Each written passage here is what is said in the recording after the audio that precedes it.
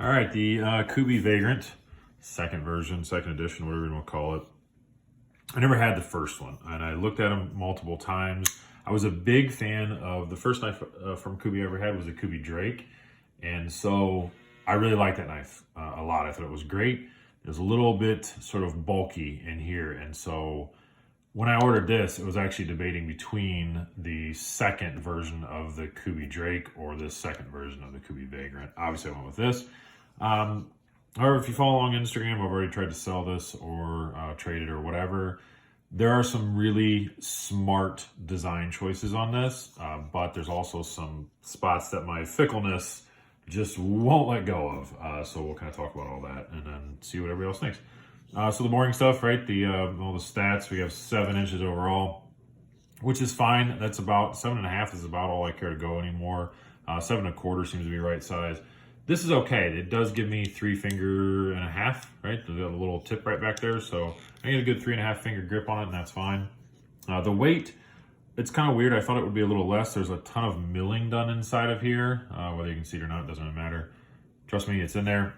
And it's 4 ounces at a 7-inch knife. I would have thought it'd been close to like 3.5 or 3, but it doesn't really matter. It doesn't carry heavy. It's fine as far as all that stuff goes. So 7 inches overall, 4 ounces rather.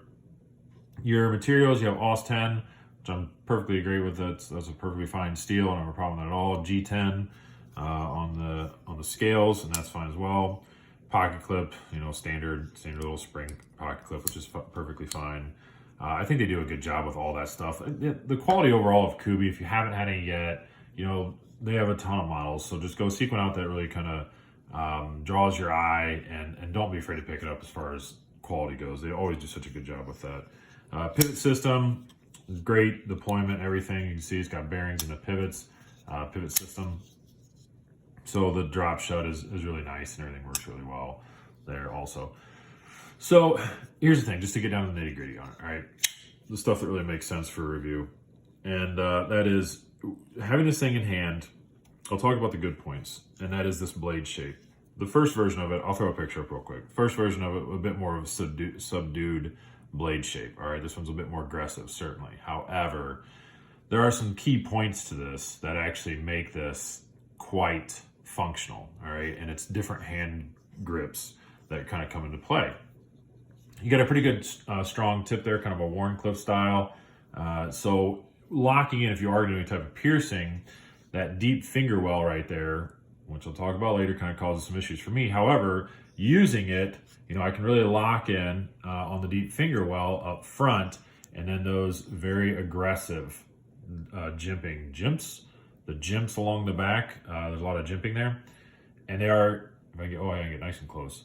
You can almost see there's still like a 90-degree edge on top of there, so it's really aggressive. And I know a lot of people aren't going to like that. However, really aggressive. A lot of people aren't going to like that. However, in that type of motion, in that type of hand grip, if I'm going to be using a nice strong piercing tip, I want to make sure it's not going to go anywhere. And I can definitely do that with that style of deep finger well combined with those jimping, or that row of jimping. I've heard somebody else say, and I don't disagree with this, actually it was quite an intelligent thing, that jimping is the kind of overcoming of bad ergonomics. And this knife, I think it's more just to be that, because this is such an aggressive blade shape, I think that jimping just kind of went along with that design. Because these ergonomics to me are just sort of there. I don't think they're bad. I don't think they're amazing. They're the fact that they're just a sleek design like I usually like, and it fits in your hand nicely. So if those weren't there, well, then you can rely on the second portion of this blade that I think works really well also. And that is this big dip right here, and you can see, so if I'm going to be using kind of the back part of the heel of the blade, maybe to do some kind of cuts like that, my thumb lands perfectly on that little dip, and I think that's fantastic as well. So I can get some nice, good, whatever you're doing, whittling or feather sticking or whatever that may look like. It works really, really well, and it's very, very comfortable in that position. In fact, that's probably how I would use it most of the time. It fits in my hand nicely like that. And the last portion is the little hump right back here, the end of the blade, for the standard package opener type of grip, you know what I mean? We can go forward, just use our finger to kind of do whatever we want to do, kind of stop how deep the blade goes. And that works quite well. Also, you can use the thumb slots in a pinch method, and then put your finger up there, and then everything just kind of goes like that. So it's great. I like that. I love the blade portion of this. I think those 3 sections, again, are a very smart design choice. And other people have done that before too. But when it comes to this one, I think that's what really drew me in. But I can also see the fact that it is a little bit more of an aggressive blade, so maybe some people don't like that. Smaller size as well helps it to be, it's a little more office friendly, I guess, is a term we usually use. However, back here, we'll talk about the handle. Again, I already said neutral ergonomics, neutral design, so that's fine.